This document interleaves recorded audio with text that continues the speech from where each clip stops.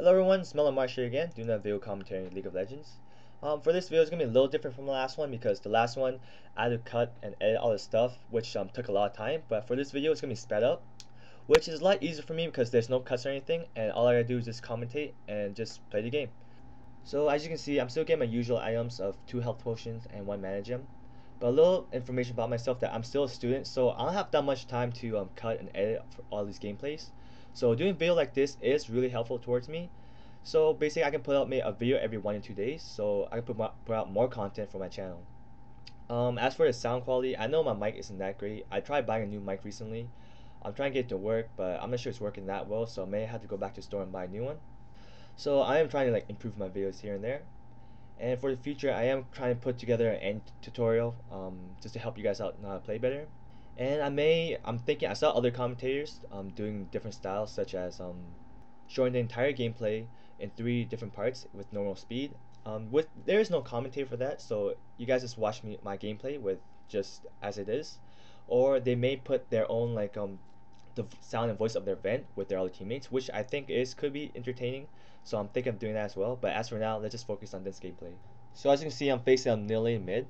She is sort of tough in the sense that she's a hybrid of caster, DPS, and healer. So, but to be honest, she's a little bit easier to face than Vladimir, like I did in my last video, because Vladimir is more tankish, and Nilly is a bit more squishy. So every time I hit her with my spells, she takes a bit more. So as of right now, I'm just trying to farm up, focusing on getting the goal, getting the last kill, and basically just waiting until I get my ult up. Because I've been playing Annie for a really long time, and I know that whenever ult's up, she does magic. Like, her spell combo with it, it's amazing. It does a large amount of damage.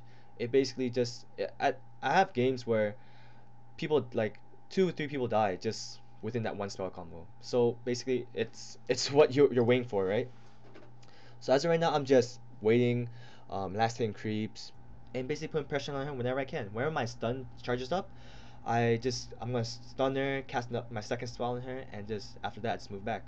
It basically applies a little bit of pressure, show a little dominance on the lane, shows her who's boss. You can't allow the other opponent to basically free farm like that, right? You got at least draw them back a bit, put a little damage to them, because you want to damage their health at least to a little bit over half by the time you get to 6, because by the time your ult's up, your spell combo pretty much deals at least around half her HP. The reason I say over half HP is that you want them to have a little bit overconfidence in them, so that they feel a little safe staying in the lane with you, even though they're not even at full HP, right? But you damage them a little bit too much, they may go back to base, heal up, or they may pop a health potion if they have one, and it's gonna take you more spells and more time to draw them back to over half again. Because by the time you get to 6, if they have over half HP, you're gonna just dominate them. So that's your goal for that part. But I won't go into far. I'm gonna explain more in depth in my end tutorial. But back to the gameplay, we can see that I'm not at level 5. I'm still putting pressure on her, cast my spells whenever I can, bring her health down, and at level 6, finally, her health is at over half, so she has the confidence. So that's basically the game plan for this whole time. But so I'm still farming, trying to find the right opportunity to do this. So basically, I'm gonna flash in, drop Tibbers while my stun is charged, and basically stun deal, just drop the 2 other spells down, and just watch her die. So right now, after Nilly's dead, I dominate the lane, so I'm probably gonna try to get this tower health down just a little bit. But keep in mind that I gotta look at the other lanes too. If my team or if I see that other champions are missing, I'm probably gonna have to go back, because usually that they're gonna go and try to protect their middle tower, because you don't want to lose that too early. So it makes sense that if they're missing, they're gonna be in mid. So I have around 1300 gold. That's usually the right amount of gold I want to go back with if I killed the middle champion or not, because it gives me Callus and boots, which is really important. But I want to take note and just talk about Callus for a bit, because I think Callus is a really good item for cast, because it heals you and at the same time it replenishes your mana. So basically you can cast more spells and don't worry about healing that much. So it's a great item.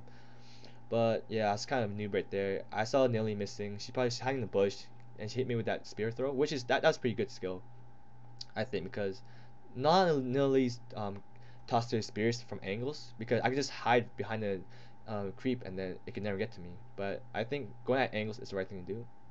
So at 7, I'm still just farming with my spells a little bit stronger. It's kind of hard not to hit with your last spells. So I'm just farming, trying to find the right opportunity to kill Nilly again. But right now she's playing more defensive, which isn't that bad. Like, I can hit her with my spells, but at the same time I can put a lot of pressure on her. I can't keep her away from the creeps fighting, which means that she's not getting as much money and experience as she would if she were to engage closer to the creeps.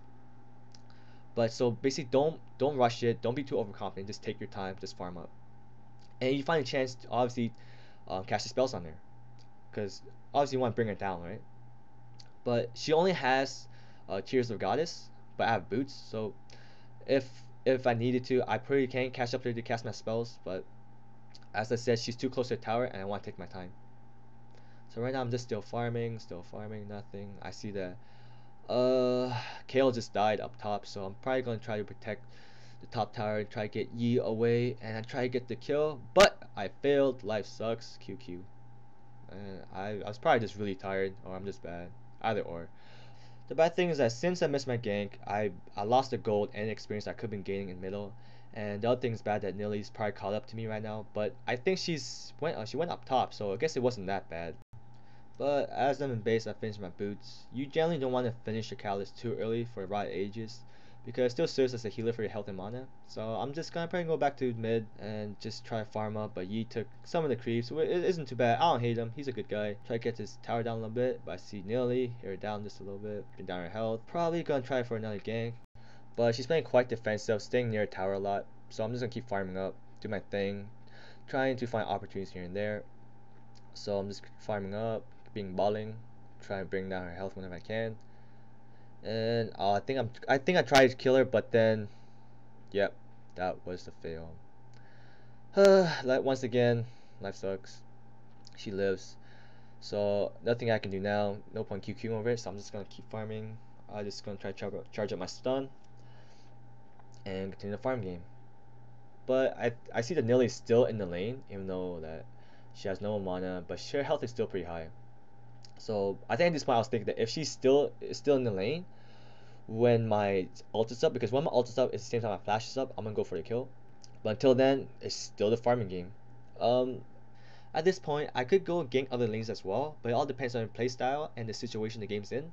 If the other lane is being pushed, it's your job as middle to help them out, to gank them and to push them back. But at the same time, you could just spend that time farming, which is my style. I love to farm. I like to get the better items so that it helps me with my spell because there's more AP. But then again, it's all up to preference. So with my flash and ult up, I go in for a kill because Nearly still stayed in mid and her health was still low, and I went for a kill. The only bad thing is that wasn't the best execution ever, because I almost died in that process because I was fighting at her tower and tower was hitting me, and anything could have went wrong there. If she went more AP based, she could have just healed up and I couldn't have out DPS'd her as the tower's hitting me, and I would have just died. But the point is, I got the kill, I got the gold, I got the experience. It's all that matters, right? So the moral of the story is, I went out on top. So just getting back to gameplay, I see Sign pushing mid. And Nilly's also there, so I'm getting kind of scared. I think I ping mid just to call my teammates, but Sion leaves. So now I'm just have to clean up this mess over here. And her spirit throw isn't hitting me as much as it should. Maybe she's using it at the wrong time, but it doesn't matter. I'm just gonna try and farm up. But with Magi's, I gotta get kills, right, to get the stacks up. So my main priority is trying to get kills here and there, while still farming, of course. So I'm just gonna look around. I think Kale kill Yi, and then that's pretty good. Helps the team out, and we see Nearly in the bush.